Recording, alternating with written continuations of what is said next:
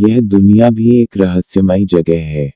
वैसे तो इंसानों ने अपनी समझ से ब्रह्मांड के कई रहस्यों को खोजा है, लेकिन दुनिया में कई ऐसे किस्से हैं जिन पर विश्वास करना नामुमकिन है और वे साबित करते हैं कि इंसान के पास बहुत कुछ है।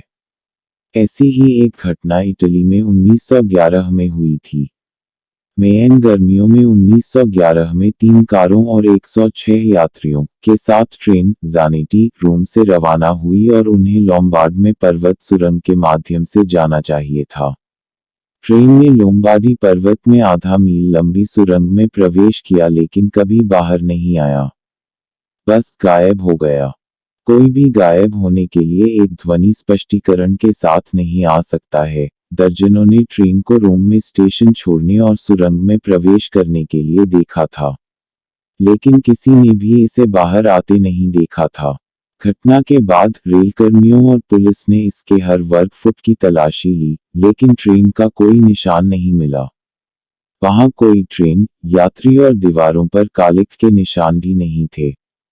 हालांकि 2 यात्रियों को पाया गया था जो सुरंग में गायब होने से ठीक पहले ट्रेन से कूद गए थे। बाद में जब उनसे वही मांगा गया तो वे अपनी भयानक यात्रा की कहानी बताने में सक्षम थे। वे आखिरी क्षण में ट्रेन से बाहर कूद गए। दुर्घटना के बाद बचाए गए 2 यात्रियों को मजबूत तनाव के कारण मनोरोग विकार का सामना करना पड़ा, लेकिन बाद में सामान्य होने का समर्थन किया। उन्होंने बताया कि अचानक यात्री अनियंत्रित भय से आगे निकल गए, घबराहट शुरू हो गई और ट्रेन दूध सफेद धुंध से ढक गई जो धीरे धीरे अधिक चिपचिपी हो गई। युद्ध के दौरान सुरंग को ऊपर उठा दिया गया था और बाद में हवाई हमले के परिणामस्वरूप नष्ट कर दिया गया था।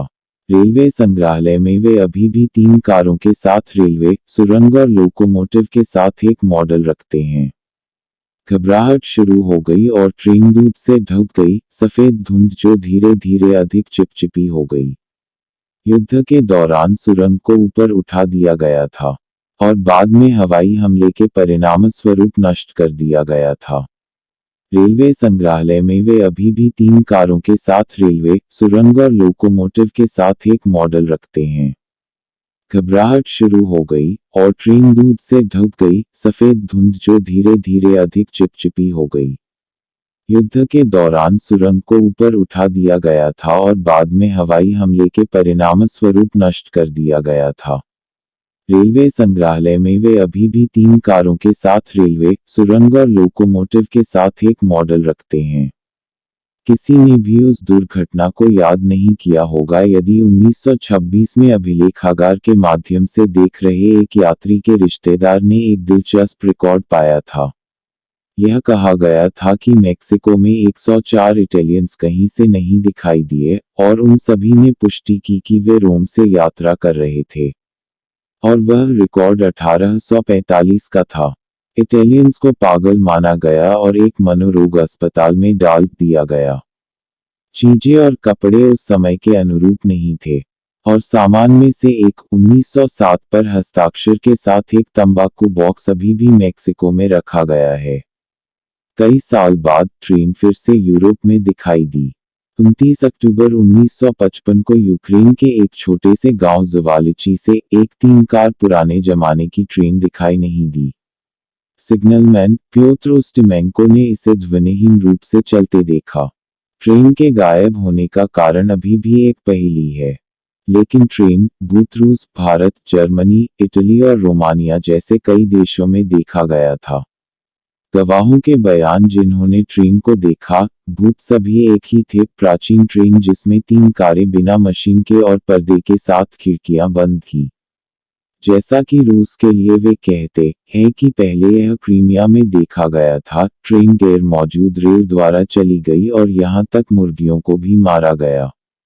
1991 में इसे पोल्टावा में देखा गया था और उसी साल एक वैज्ञानिक ने पैरानॉर्मल एक्टिविटी के लिए कई गवाहों के सामने उस ट्रेन में छलांग लगा दी थी और आजकल वह आधिकारिक तौर पर लापता माना जाता है। रहस्यवादी होने के शौकीन लोगों का कहना है कि ट्रेन समानांतर आयाम में गायब हो गई थी या समय के साथ खो गई थी। इन संस्करणों में वे अन्य रहस्यवादी दुर्घटनाओं के साथ भी संबंध दिखाते हैं।